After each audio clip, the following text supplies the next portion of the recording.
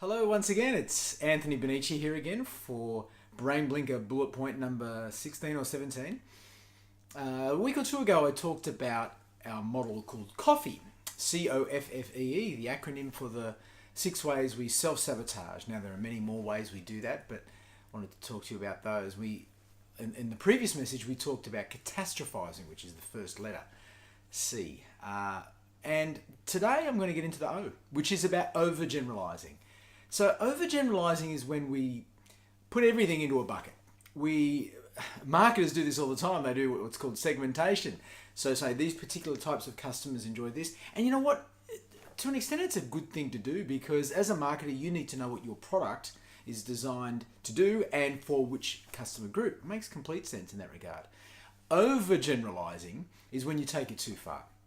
And this is when you start making decisions about people based on the color of their skin, the clothes they wear, the books they read, whatever it may be. And there's an evolutionary reason here. You know, if you go back to the tribes of 50 and 60,000 years ago, it was up to the leader to take a group to safety and to food and make sure that they were going to be okay. And those tribes would rely on sentinels, if you like, within the group. So people who would make sure that they were going in the right path and not going to strike any trouble. And the role of the sentinel was to make sure that they didn't bump into enemy groups. So if the sentinel would see another tribe, you know, a couple of miles away, they'd come back and say, well, they're wearing the makeup a little bit like this, and they've got the ostrich feather here, which means they're the enemy. So that we had to get a lot of information from a very little amount of information in a short period of time. And we still do that today. We make our minds up about people in 7 seconds. Based on what they look like, what they sound like, you know exactly what we're talking about. All the isms of this, all the racism, sexism, I call it postcodism. In the Brain Blinkers book, you can read a little bit about that, being, I guess, segmented based on where you come from, you know, the suburb in which you live.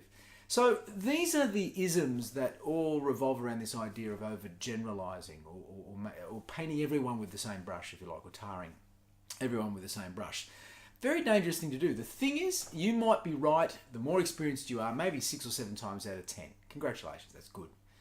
But it means that 3 or 4 times out of 10 you're going to be wrong. And so why would you do that? Why would you take that risk? Don't assume about people. Just because they're wearing these particular clothes or have got this particular background or ethnicity or went to this particular school may not fit into the mold that you are casting upon them.